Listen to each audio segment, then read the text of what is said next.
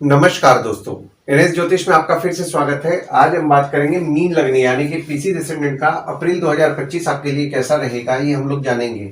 अगर आपने मीन लग्न में गुरुदेव का जो गोचर हो रहा है उसका प्रभाव आपके जीवन पर क्या पड़ेगा, ये वीडियो नहीं देखा है तो ऊपर दिए हुए आई बटन पर क्लिक करें। देखिए, ये वाला जो भाव होता है इस भाव को लग्न भाव कहते हैं। इस भाव पे अगर 12 नंबर लिखा हुआ है तो ये मीन लग्न वाले जातकों की पत्रिका है। आइए देखते हैं शुरुआती तौर पे कौन कौन से ग्रह आपके किस किस भाव में बैठे हुए। तो राहु, शुक्र, बुध, सूर्य और शनिदेव आपके लग्न पे बैठे हुए हैं। चंद्रमा आपके दूसरे भाव में बैठे हुए हैं। गुरुदेव आपके तीसरे भाव में बैठे हुए हैं। मंगल आपके चौथे भाव में बैठे हुए हैं और केतु आपके सातवें भाव में बैठे हुए हैं। लग्न अगर हम लोग देख रहे हैं तो यहाँ पे देखिए, लग्न पे आपके राहु विराजमान है 30 अक्टूबर 2023 से। तो 30 अक्टूबर 2023 से आपने नोटिस किया होगा कि आपके स्वभाव में थोड़ा सा जिद बढ़ा है। और शुक्र जो है, शुक्र आपके तीसरे भाव के स्वामी हैं और आपके 8वें भाव के स्वामी हैं, जो कि लग्न पे 28 जनवरी से विराजमान है। तो पहली चीज तो ये कि थोड़े बहुत नेगेटिव थॉट्स आपको 28 जनवरी से आ रहे होंगे, पर आप सेल्फ कॉन्फिडेंट और पराक्रमी भी रह रहे होंगे। और बुध जो है, बुध आपके चौथे भाव के स्वामी है और सातवें भाव के स्वामी है, जो कि लग्न पे विराजमान है। और यहाँ पे देखिए, शुक्र बुध दोनों की युति हो रही है, जिसके कारण लक्ष्मी नारायण योग का निर्माण पूरे अप्रैल के महीना आपके पत्रिका में बन रहा है। और सूर्य बुध की भी युति हो रही है, तो यहाँ पे बुध आदित्य योग का भी निर्माण आपके पत्रिका में 13 अप्रैल तक बन रहा है। तो देखिए, बुध जो है, बुध आपके चौथे भाव के स्वामी है और आपके सातवें भाव के स्वामी है, जो कि लग्न पे विराजमान है। तो पहली चीज तो ये कि देखिए, यहाँ पे आप बहुत ही समझदारी, बुद्धिमानी से और सोच समझ करके निर्णय अपने चीजों का लें। और आपकी स्पाउस का फोकस आपके ऊपर रहेगा। भागीदारी में काम करें, भागीदार का फोकस भी आपके ऊपर रहेगा। देखिए, सूर्य आपके लग्न पे जो विराजमान है, सूर्य आपके छठवें भाव के स्वामी है, जो कि लग्न पे विराजमान है। तो देखिए, अगर आप मेडिकल फील्ड से संबंधित काम कर रहे हैं, जैसे कि डॉक्टर हैं, फार्मासिस्ट हैं, मेडिकल इक्विपमेंट का बिजनेस कर रहे हैं, बैंक रिकवरी, सिक्योरिटी सप्लाई से संबंधित काम कर रहे हैं, तो यहाँ पे देखिए आप पॉजिटिव माइंडेड रहेंगे। पर अगर आप मेडिकल फील्ड से संबंधित नहीं काम कर रहे हैं तो यहाँ पे देखिए, थोड़े बहुत नेगेटिव थॉट्स आ सकते हैं आपको। आपके शत्रु या कॉम्पिटिटर को लेकर के थोड़े बहुत विचार आपके मन में आएंगे। वहीं शनिदेव आपके लग्न पे विराजमान है और शनिदेव आपके 11वें भाव के स्वामी हैं और 12वें भाव के स्वामी हैं, जो कि लग्न पे विराजमान है 29 मार्च से। तो 29 मार्च से आपके खुद के खर्चे बढ़े हुए होंगे, हॉस्पिटल और दवाई संबंधित आपके खर्चे बढ़े हुए होंगे। पर यहाँ पे देखिए, आपको मान सम्मान की प्राप्ति कराएंगे शनिदेव, धन से आपको संपूर्ण करेंगे। और आपके लग्न के स्वामी आपके तीसरे भाव में विराजमान हैं 1 मई 2024 से और 13 मई 2025 तक यहाँ पे आपके तीसरे भाव में विराजमान रहेंगे। तो आपके धैर्य से आप स्वयं की प्रगति करेंगे और अगर आप मेहनत कर रहे हैं तो आपका भाग्य आपका निश्चित तौर पर साथ दे रहा है। और दूसरे भाव में आपके सूर्य 14 अप्रैल को विराजमान हो रहे हैं, चंद्रमा विराजमान है। और सूर्य जब आपके दूसरे भाव में विराजमान होंगे तो यहाँ पे सूर्य उच्च के हो जाएंगे। देखिए, दूसरा भाव जो होता है वो होता है आपके वाणी कुटुंब कोष का होता है। सूर्य जो आपके दूसरे भाव में 14 अप्रैल से विराजमान हो रहे हैं, तो अगर आप मेडिकल फील्ड से संबंधित काम कर रहे हैं, जैसे कि डॉक्टर हैं, फार्मासिस्ट हैं, मेडिकल इक्विपमेंट का बिजनेस कर रहे हैं, बैंक रिकवरी, सिक्योरिटी सप्लाई से संबंधित काम कर रहे हैं, तो यहाँ पे देखिए आपके लाभ के योग 14 अप्रैल से बन रहे हैं। और यहाँ पे आपके शत्रु या कॉम्पिटिटर द्वारा भी अगर आपका काम कुछ बिगाड़ने का भी प्रयास करेंगे ना, तो यहाँ पे तो भी आपके उनके द्वारा लाभ के योग 14 अप्रैल से बन रहे हैं। हालांकि यहाँ पे देखिए, धन संबंधित कुछ ना कुछ आपके पारिवारिक झगड़े 14 अप्रैल से हो सकते हैं, तो इस चीज का आपको ध्यान देना है। तीसरे भाव में आपके गुरुदेव विराजमान है और शनिदेव की दृष्टि पड़ रही है और आपके तीसरे भाव के स्वामी आपके लग्न पे विराजमान है। देखिए, तीसरा भाव जो होता है वो होता है आपके स्वयं के पराक्रम, धैर्य, छोटे भाई बहन, पड़ोसी, डेली के प्रवास का होता है। गुरुदेव आपके तीसरे भाव में विराजमान है, तो यहाँ पे देखिए आपके पराक्रम को अच्छा रख रहे थे 28 मार्च 2025 तक। पर यहाँ पे 29 मार्च से आपके पराक्रम में आपको मिला जुला फल मिलेगा, यानी कि कभी कभी आपके पराक्रम में आप कमी भी महसूस करेंगे। और आपके छोटे भाई बहन हो गए, पड़ोसी हो गए, उनसे छोटे मोटे मतभेद तो हो रहे थे, 29 मार्च से मनमुटाव होने की संभावनाएं भी बन रही है, मनमुटाव से बचें। चौथे भाव में आपके मंगल विराजमान है और आपके चौथे भाव के स्वामी आपके लग्न पे विराजमान है। देखिए, चौथा भाव जो होता है वो होता है आपके सुख, माता, घर, वाहन का होता है। चौथे भाव में आपके मंगल विराजमान है, तो आपकी माता के स्वभाव में आपको क्रोध देखने मिल रहा होगा 21 जनवरी से। और यहाँ पे देखिए, 2 अप्रैल तक यहाँ पे माता को क्रोध ज्यादा आएगा। 2 अप्रैल के बाद माता के स्वभाव में आपको चेंजेस देखने मिलेगा, यानी कि जो क्रोध उनको आ रहा था, क्रोध उनका धीरे धीरे कम हो जाएगा। और मंगल जो है आपके दूसरे भाव के स्वामी है और नवम भाव के स्वामी है, जो कि चौथे भाव में विराजमान है। तो जो भी लोग घर वाहन से संबंधित काम कर रहे हैं, ट्रांसपोर्ट रियल एस्टेट से संबंधित काम कर रहे हैं, जैसे कि नई पुरानी गाड़ी खरीदना बेचना, car detailing, car accessories, property खरीदवाना बेचवाना, या कोई भी घर वाहन से संबंधित काम कर रहे हैं, यहाँ पे आपके काम में आपका नसीब भी आपका अच्छा साथ दे रहा होगा और आपके लाभ के योग भी बन रहे हैं 2 अप्रैल तक। और अगर आप घर वाहन लेने का सोच रहे हैं तो 2 अप्रैल तक आपका भाग्य घर वाहन लेने में आपका अच्छा साथ देगा। 5वें भाव में आपके मंगल 3 अप्रैल को विराजमान होंगे और आपके 5वें भाव के स्वामी आपके दूसरे भाव में 1, 27 और 28 तारीख को विराजमान है। देखिए 5वां भाव जो होता है वो होता है आपके संतति, प्रेम, पढ़ाई, साधना का होता है। 5वें भाव में जब मंगल 3 अप्रैल को विराजमान होंगे तो यहाँ पे मंगल आपके दूसरे भाव के स्वामी है और आपके नवम भाव के स्वामी है, जो कि 5वें भाव में विराजमान हो रहे हैं 3 अप्रैल से। तो 3 अप्रैल से अगर आपके बड़े बच्चे कमाने वाले हैं तो उनसे आपके लाभ के योग बन रहे हैं। वहीं जो स्टूडेंट्स हैं उनके पढ़ाई को लेकर के उनका भाग्य 3 अप्रैल से अच्छा साथ देगा। हालांकि यहाँ पे देखिए मंगल जब आपके 5वें भाव में विराजमान हो रहे हैं तो वे नीच के हो जा रहे हैं, पर आपका भाग्य निश्चित तौर पर 3 अप्रैल से आपका साथ देने वाला है। अगर आपका किसी के साथ प्रेम संबंध चल रहा है, यानी कि आपके प्रेमी या प्रेमिका हैं, उनको लेकर के आपका भाग्य साथ देगा। और अगर आप साधना करते हैं तो साधना भी आपके लिए फलदायी रहेगी। 6वें भाव में आपके कोई ग्रह नहीं है, ना ही किसी ग्रह की दृष्टि पड़ रही है और आपके 6वें भाव के स्वामी आपके लग्न पे विराजमान है।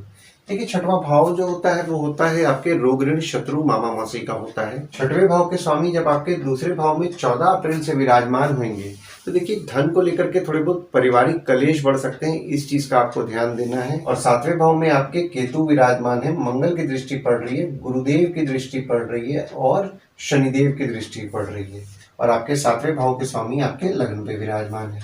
देखिए 7वां भाव जो होता है वो होता है आपके स्पाउस, भागीदार का होता है। 7वें भाव में आपके केतु 30 अक्टूबर 2023 से विराजमान है, तो आपने नोटिस किया होगा कि आपके स्पाउस हो गए, भागीदार हो गए, उनको प्रेडिक्ट करना थोड़ा मुश्किल जा रहा होगा और उनको क्रोध भी ज्यादा आ रहा था। जो उनको क्रोध ज्यादा आ रहा था उसमें तो आपको सुधार देखने के लिए 3 अप्रैल से मिलेगा। और यहाँ पे देखिए गुरुदेव और शनिदेव दोनों की दृष्टि आपके 7वें भाव में पड़ रही है, तो आपके स्पाउस या भागीदार के साथ आपके संबंध में आपको मिला जुला फल मिलेगा। हालांकि यहाँ पे देखिए आपके स्पाउस या भागीदार का फोकस आप पे रहेगा। 8वें भाव में आपके कोई ग्रह नहीं है, पर यहाँ पे देखिए मंगल की दृष्टि आपके 8वें भाव में पड़ रही है और सूर्य की दृष्टि 14 अप्रैल से आपके 8वें भाव में पड़ रही है और आपके 8वें भाव के स्वामी आपके लग्न पे विराजमान है। देखिए 8वां भाव जो होता है वो होता है आपके आयु, जीवन, मृत्यु, अचानक धन लाभ, ससुराल का होता है। 8वें भाव में आपके मंगल की दृष्टि पड़ रही है 3 अप्रैल से, तो यहाँ पे देखिए छोटा मोटा चोट पाट आपको 3 अप्रैल से लग सकता है, तो थोड़ा संभल के रहें। और आपके ससुराल वाले जो होते हैं वे भी थोड़ा स्वभाव में एग्रेसिव रहेंगे 3 अप्रैल से, तो किसी भी किस्म के विवाद से बचने का प्रयास करें।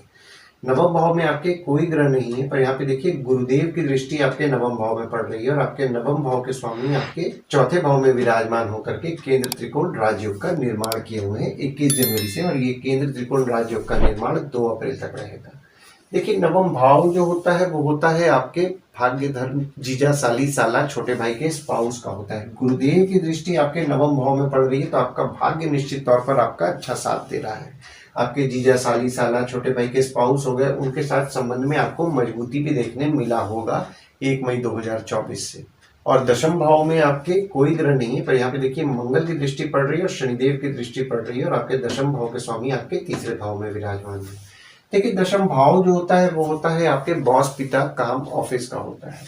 10वें भाव में आपके शनिदेव की दृष्टि जब 29 मार्च 2025 से पड़ेगी, तो यहाँ पे देखिए आपके बॉस हो गए, पिता हो गए, उनसे छोटे मोटे मनमुटाव हो सकते हैं, इस चीज का आपको ध्यान देना है। काम में आपको बाधाएं देखने मिलेंगी, यानी कि अगर आप जॉब कर रहे हैं तो नया जॉब स्विच करने का प्रयास कर रहे हैं तो थोड़ी बहुत दिक्कतों का आपको सामना करना पड़ेगा। अगर आप व्यापार करते हैं तो काम में थोड़ी बहुत अड़चने आपको देखने मिलेंगी। पर एक चीज यहाँ पे अच्छा हो रहा है क्योंकि आपके 10वें भाव के स्वामी आपके 3रे भाव में विराजमान है, तो अगर आप कोई भाग दौड़ अपने काम के लिए कर रहे हैं तो निश्चित तौर पर आपको उसका पॉजिटिव रिजल्ट मिलेगा।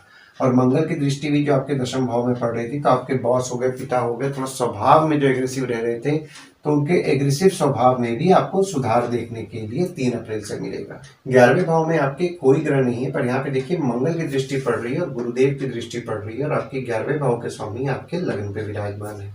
देखिए 11वां भाव जो होता है वो होता है आपके आय, यानी कि इनकम, दोस्त, पहचान के लोग, कम्युनिकेशन, बड़े भाई बहन का होता है।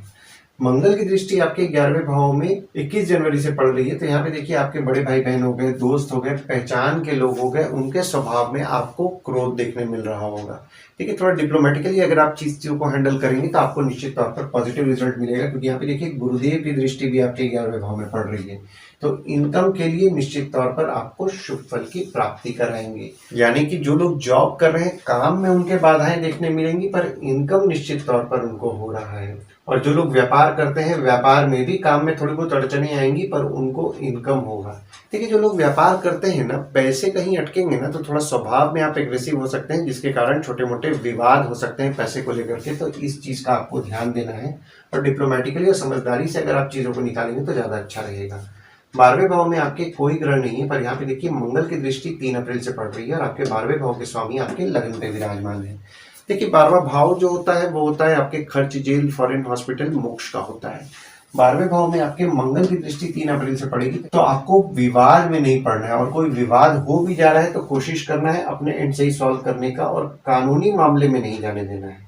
और आपके 12वें भाव के स्वामी आपके लग्न पे विराजमान है, तो आपके खर्चे बढ़े हुए होंगे। हॉस्पिटल, दवाई संबंधित आपके खर्चे बढ़े हुए होंगे। और अगर आप विदेश संबंधित काम करते हैं, जैसे कि इंपोर्ट एक्सपोर्ट हो गया, फॉरेन ट्रेड हो गया, फॉरेन से प्रोजेक्ट्स उठा रहे हैं, कोई भी विदेश संबंधित काम कर रहे हैं, तो भी आपके काम को लेकर के कुछ ना कुछ आपके खर्चे बढ़े हुए होंगे। तो ओवरऑल अगर मैं देख रहा हूँ ना अप्रैल का महीना, तो अप्रैल के महीना में देखिए आपके काम में आपको बाधाएं देखने मिलेंगी, पर इनकम के लिए निश्चित तौर पर आपको शुभ फल की प्राप्ति होगी। बस आपको कोई भाग दौड़ अगर आपके काम के लिए करने मिल रहा है तो भाग दौड़ कीजिए, उससे निश्चित तौर पर आपको पॉजिटिव रिजल्ट मिलेगा। अब आइए हम लोग ये समझने का प्रयास करते हैं कि अप्रैल के महीना में गुड डेट्स, बैड डेट्स और रेमेडीज आपके लिए क्या होंगे। तो गुड डेट्स वो डेट्स हो जाते हैं जिस दिन अगर आप कोई नया काम शुरू करना चाह रहे हैं, कोई कंपनी में आपके एग्रीमेंट हो रहा है, कोई कंपनी में आपके ज्वाइनिंग हो रहा है, या फिर अगर आप कहीं बाहर जाने का प्लान कर रहे हैं, कोई भी अच्छा काम करना चाह रहे हैं, तो इस डेट्स को आप कंसिडर कर सकते हैं। तो डेट्स हो जाते हैं 6 तारीख, 7 तारीख, 16 से 18 तारीख, 21 तारीख, 22 तारीख, 25 तारीख और 26 तारीख। वहीं बैड डेट्स में अगर आप कहीं बाहर जाने का प्लान कर रहे हैं, कोई कंपनी में आपके एग्रीमेंट हो रहा है, कोई कंपनी में आपके ज्वाइनिंग हो रहा है, या फिर अगर आप कोई नया सामान खरीदना चाह रहे हैं, कोई भी अच्छा काम करना चाह रहे हैं, तो इस डेट्स को आप अवॉइड कीजिए। तो डेट्स हो जाते हैं 8 से 10 तारीख, 13 से 15 तारीख, 23 तारीख और 24 तारीख। इस डेट्स को आप कहीं लिख के रख लीजिए ताकि आपके ध्यान में रहे। और उपाय में आपको हनुमान चालीसा, बजरंग बाण, सुंदरकांड का पाठ करना है, ओम गणपतये नमः का जाप करना है। मंगलवार के दिन हनुमान मंदिर या गणपति मंदिर जाना है। और गुरुवार के दिन अगर आप साईं बाबा और दत्त भगवान की उपासना कर रहे हैं, साईं बाबा और दत्त भगवान के मंदिर जा रहे हैं, तो आपको अच्छा लाभ होगा। आशा करता हूं इस वीडियो में दी हुई जानकारी आपको पसंद आई होगी। अगर आप हमें YouTube पे देख रहे हो और ये वीडियो आपको पसंद आया हो तो इस वीडियो को लाइक कीजिए, चैनल को सब्सक्राइब कीजिए, नोटिफिकेशन बेल जरूर दबाइए। और अगर आप हमें फेसबुक पेज पे देख रहे हैं तो फेसबुक पेज को लाइक कीजिए और फॉलो कीजिए। धन्यवाद दोस्तों, कल फिर मिलेंगे एक नए वीडियो के साथ।